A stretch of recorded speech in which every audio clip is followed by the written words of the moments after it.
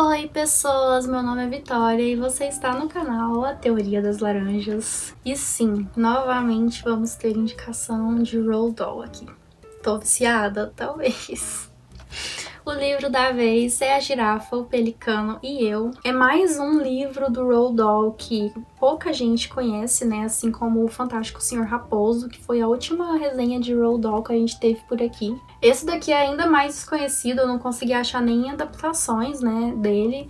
Eu gostaria muito de ter visto isso, porque eu acho que esse daqui é um livro que vai mostrar pra gente que o universo do Roald Dahl ele é um pouco mais ampliado do que talvez a gente seja levado a pensar, né? De todos os livros do Roald Dahl que eu já li, eu acho que esse daqui é o mais curtinho. Ele não chega a ter nem 80 páginas e de todos eu também acho que ele é a história mais simples, assim, ela não tem um grande plot twist, não acontecem grandes eventos. É uma história curta, assim, bem linear, que começa e termina, assim, quase que no mesmo dia, assim, um prazo muito curto de tempo. E aqui a gente também vai ter, assim como no Fantástico Senhor Raposo, uma história bem fantástica, assim. Quando eu digo fantástica, eu quero dizer que está dentro desse universo fantástico, né, da literatura fantástica, onde coisas extraordinárias e fora do comum acontecem. Mas ele também tem uma outra semelhança com o Fantástico Senhor Raposo, que é a relação entre os seres humanos e os animais. Aqui a gente também vai ter essa vibe de animais se relacionando com seres humanos, apesar de que no Fantástico Senhor Raposo essa vibe é muito mais de fábula, né? Que a gente tá muito ali perto só dos animais e não dos humanos que também estão dentro daquele universo.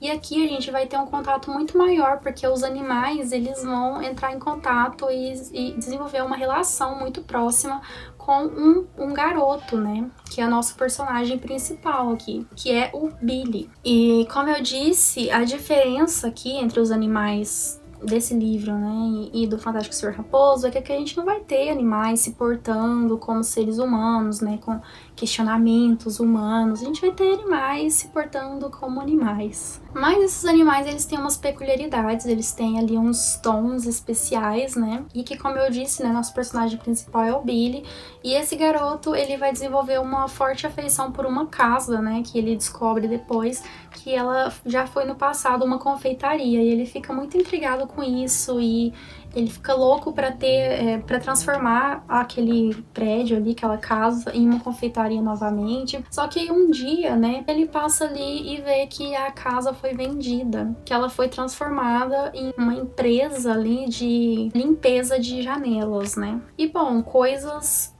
totalmente fora do comum começam a acontecer ali dentro daquela casa e ele fica muito intrigado, e é sobre esse pano de fundo, né, esse contexto que a história se desenrola. Eu não vou contar mais porque, gente, é um livro muito curto e eu acho que é uma surpresa mesmo vocês notarem, né, o que eles fazem com essa casa, o que acontece dentro dessa casa e o que tem dentro daquela casa, apesar de que a casa ela não é o grande foco da história. Muito mais coisa vai acontecer depois disso, né, depois desse primeiro contato entre o Billy e essa casa misteriosa, mas enfim, não vou contar porque eu acho que é uma surpresa vocês descobrirem durante a leitura. Mas eu gostei bastante, como sempre, Roald Dahl me cativando, assim, né, da primeira à última página.